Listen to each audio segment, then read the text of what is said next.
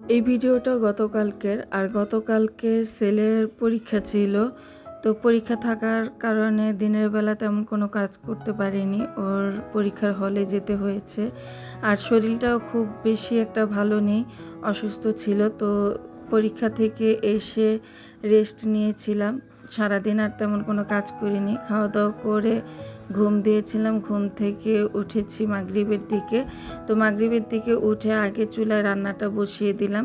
তো আজকে আমি রান্না করব কলমি শাক ভাজি, ডাল ভুনা আর পুঁটি মাছ ভাজি। বড় যেই পুঁটি মাছগুলো আছে ওই পুঁটি মাছ ভাজি করে তারপর ভুনা করব। তো এটাই থাকবে আজকে রাতের রান্না। আর অসুস্থ শরীরে দিনের কাজগুলো রাতে কিভাবে করি সেটাই আপনাদের সাথে আজকে শেয়ার করব। আমি যখন অসুস্থ থাকি তখন আমার কাজের রুটিনটা একটু চেঞ্জ হয়। আর আমি বেশিরভাগ সময় অসুস্থ থাকি। সবাই দোয়া করবেন। আমি চেষ্টা করি রেগুলারিটি মেনটেন করতে, কিন্তু অসুস্থতার কারণে আমি রেগুলার ভিডিও দিতে পারি না।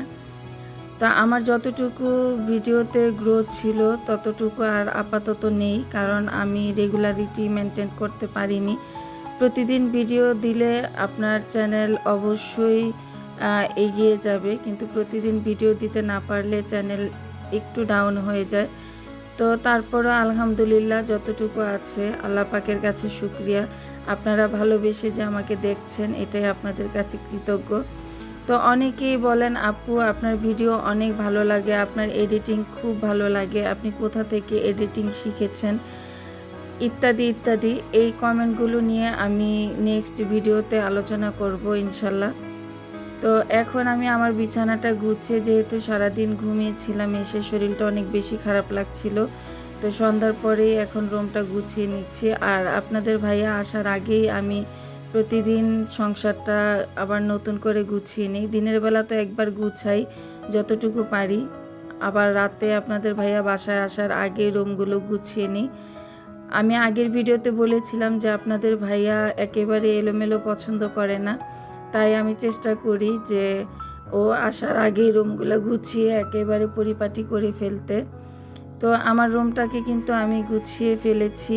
আর এই যে এক পলক দেখিয়ে দিচ্ছি, রুমটা গুছানোর পরে বেশ সুন্দর লাগছে। আর আমার রুমের ফার্নিচারগুলো একটু ঘুরিয়েছি। হয়তো আগের ভিডিওতে যারা দেখেছেন তারা বুঝতে পারবেন যে আমার খাট কিভাবে ছিল আর কিভাবে করেছি। ড্রেসিং টেবিলটা খাটের পাশে নিয়ে এসেছি। তারপর এই যে ড্রয়িং রুমটাও কিন্তু আমি অফ ক্যামেরায় গুছিয়ে একদম পরিপাটি করে ফেলেছি। শুধু কি আমাদের দিনের বেলায় কাজ থাকে, রাতেও কিন্তু অনেক কাজ থাকে। তো আমি কিন্তু আমার ড্রয়িং রুমটাও গুছিয়ে নিয়েছি। তো ড্রয়িং রুমটা আমি সবার আগেই গুছিয়েছি, তারপরে আমি রান্নাতে গিয়েছিলাম। কারণ ড্রয়িং রুম যখন আমি গুছিয়েছি তখন সন্ধ্যা ছুঁই ছুঁই অবস্থা। তো ড্রয়িং রুমটা গুছিয়েই কিন্তু আমি রান্নাতে গিয়েছি। তারপর চুলায় দিয়ে বেডরুমটা গুছিয়ে এই যে ডাইনিং টেবিলটাও অফ ক্যামেরায় আমি গুছিয়ে নিয়েছি। তো এই কাজগুলো কিন্তু প্রত্যেকটা সংসারেই থাকে। আর আমি আজকে তেমন একটা ক্লিপ নিতে পারিনি, ছোট ছোট কিছু ক্লিপ নিয়ে ভিডিওটা সাজিয়েছি। আশা করছি আপনাদের কাছে ভালো লাগবে। আর এখানে যে অফ ক্যামেরাতেও কিন্তু আমার রান্নাটা শেষ।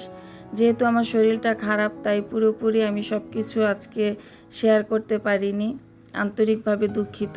তো আমার এই ভিডিওগুলো যদি আপনাদের কাছে ভালো লাগে তাহলে কমেন্ট করবেন, আর লাইক দিয়ে শেয়ার দিয়ে বন্ধুদের মাঝে ছড়িয়ে দিবেন। তো এই রকম ভিডিও যারা দেখতে পছন্দ করেন তারা ফলো দিয়ে আমার সাথে থেকে যেতে পারেন। ভালো থাকবেন। আসসালামু আলাইকুম। আল্লাহ হাফেজ।